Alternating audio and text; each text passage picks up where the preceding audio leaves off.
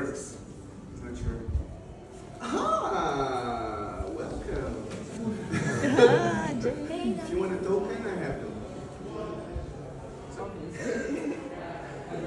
So hi guys, I'm Raul. I'm Portuguese. How are you guys doing? You enjoying it until now? Yeah. So I'm Portuguese, so you probably think I love codfish and surfing, you know. But I just lied to you. I'm not Portuguese and I'm not Raul. I am you, and you are me. I am here and now, and everyone as you, and everyone that was listening before is also here and now. So, the reason why I think I am Raul and you think you are yourself is probably because you were taught so many things that you believe are yourself, are your own opinions and your own way of living. But if you look at the world, you can see that there's many different places in the world where people think they are Portuguese or Indian or Australian, but in the end, that is their culture. That is the thing they learned and that they were conditioned to believe in whatever they believe in. But the self is the greatest illusion of them all.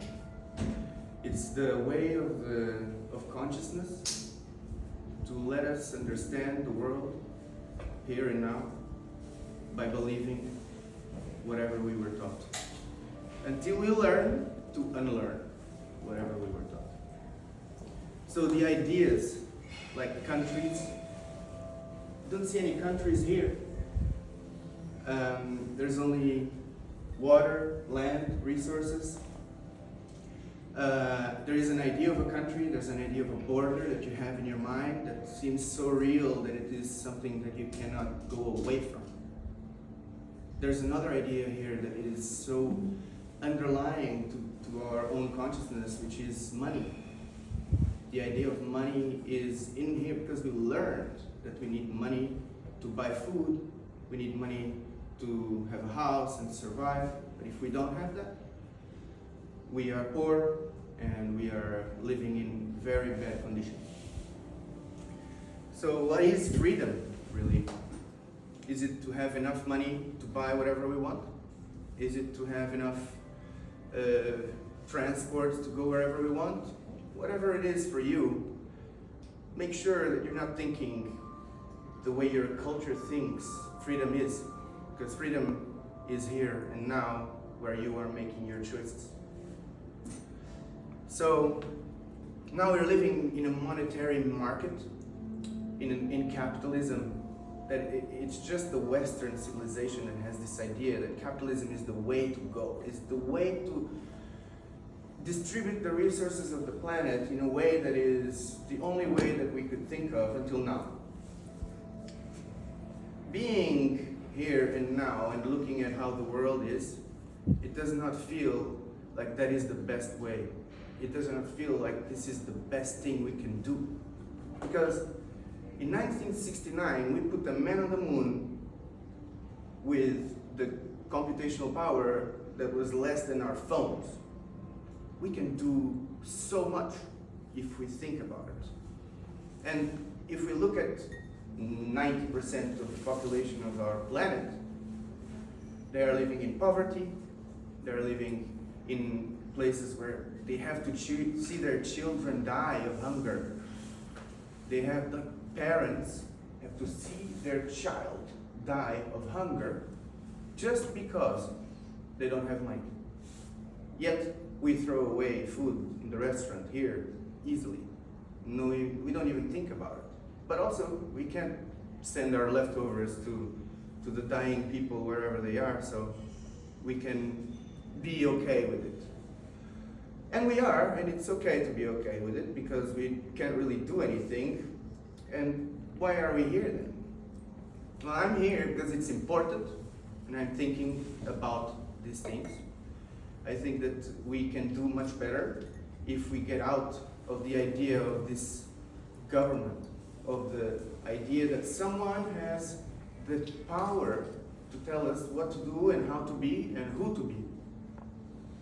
In each country, there is a different idea, and somehow people follow it because they were born in it. They were born in it, and they were conditioned to believe that this is how we are supposed to be living.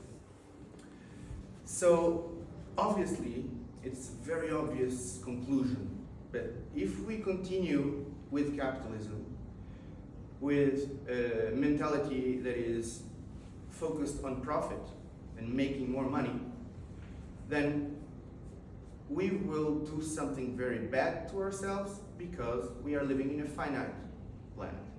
It is impossible to grow forever. It is not going to happen.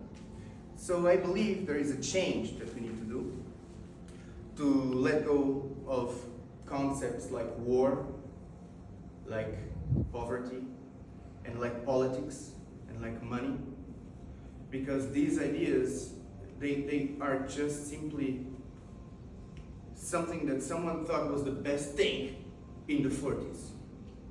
We are in 2023, and we can do much better with science. The method that science uses, for me, if you think of any problem that we have in the world, it is a problem of engineering, it's a problem of thinking of how to solve it. The problem is easy to solve, but if you think that you need money to solve it, it becomes difficult. Because then the money needs to make more money and it needs to be profitable, so they don't do it. Nobody does it.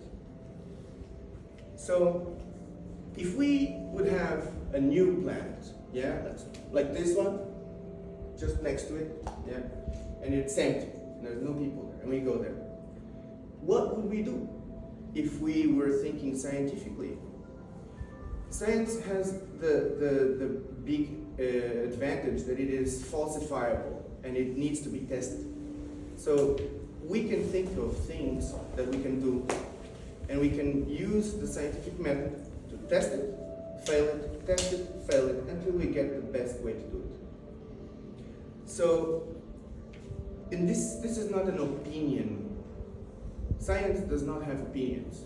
Science has testable facts that we can use and we can falsify. That's the whole point. We want to falsify it in order to improve and innovate. We want to get these ideas to their most efficient way, to become better, right? So, right now we are maximizing profit, but I think that maximizing profit is not the right way to go because obviously there's people dying of hunger, so it's not working. So, in what we are doing now, I think humanity right now is going in a direction, and I think that it is the direction of what we are doing now, which is a dystopia. It's a very bad situation that apparently cannot happen, but it does happen. It's happening all over the place. It's happening not here, because we don't see it. It's not on the news. Whatever is on the news is something that is going to make you fear, is going to make you feel more also safe, because the government is telling you this is the way and that is the safe way to go through things. But that is a method of control that we are just accepting. We accept this control over us and over our own freedom because we feel safe and we are afraid because of what they tell us. So I think that we can make a choice here of, instead of going in the direction of a dystopia, we could go in the direction of a utopia, where people say that it is not possible to achieve either, but why not try?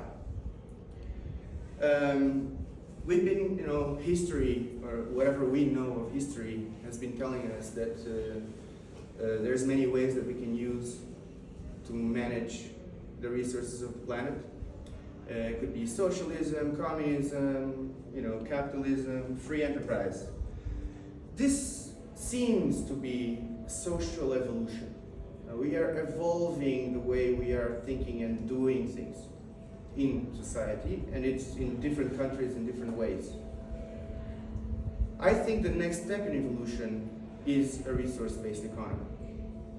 It is the intelligent management of the resources of this planet, declaring all of the resources heritage of all of the planet's beings. It is to use science as a method in order to distribute the resources in an equitable way, right? So, how do we transition to this? I don't know, but I do believe that to transition to this, we need to change our minds. We need to change the way we think in the world. We need to change the way we as individuals act in the world. And with that, I believe that there are many ways of achieving a different state of consciousness that will arise. One of them is psychedelics. I believe that psychedelics have this ability. It is something that connects us to something else that we are not sure about. It's consciousness. It is the idea of being one with everything. Because this moment here, it's all yours and all ours. We are creating it and co-creating it. And whatever we are doing is here. Then there are consequences, then there are things that happen that will connect the dots. But if you pay attention to the signs, you will see those synchronicities that Daniel was talking about. So I think that we need to fight our own conditioning. We need to look at ourselves and think, why do I think this? And so many other people think the same. Is it me? Was it a cultural idea that came into myself? Was it something that came into existence when I heard something and I liked this idea? It's important to unlearn and then build up again whatever you think. Then I think we need to unlearn. And we need to also think of how we are as civilization. We are not a country. We are not a person from a country. I don't think we are even here to buy things. It's not to buy things that we are here. I mean, I exist, and I don't think it is to go shopping. And I think that the narrative of psychedelics is a lie, is something that has been put in place on purpose so that people are afraid and they don't open their minds. And I think that this needs to change in order to wake up. And I think that digital nations and the idea of a network state could be something that will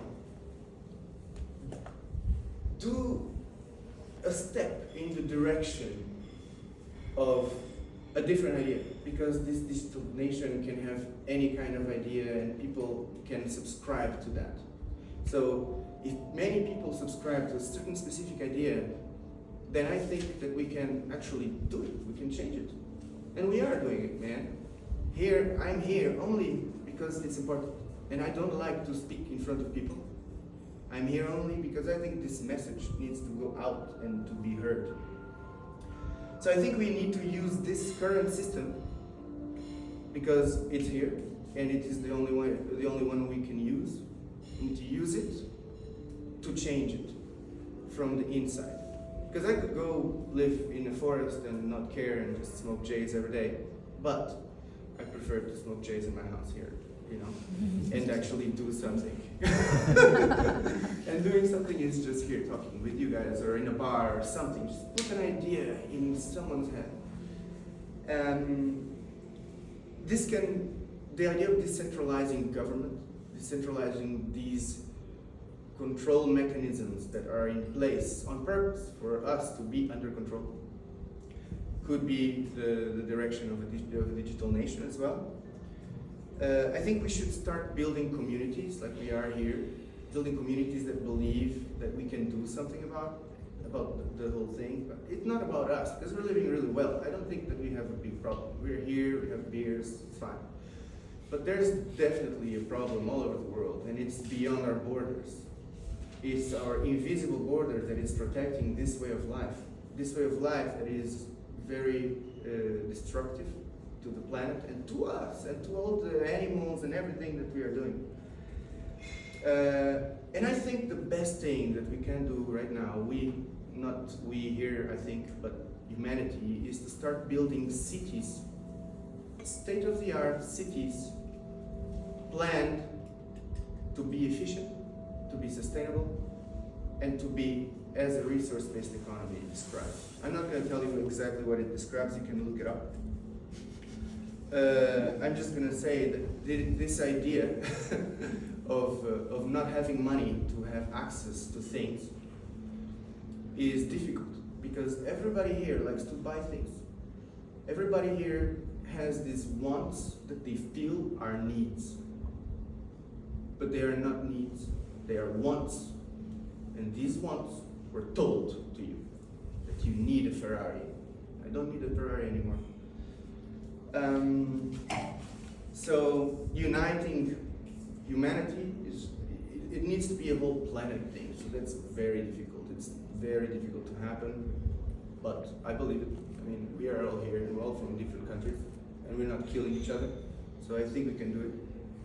We're a big village that will take care of each other.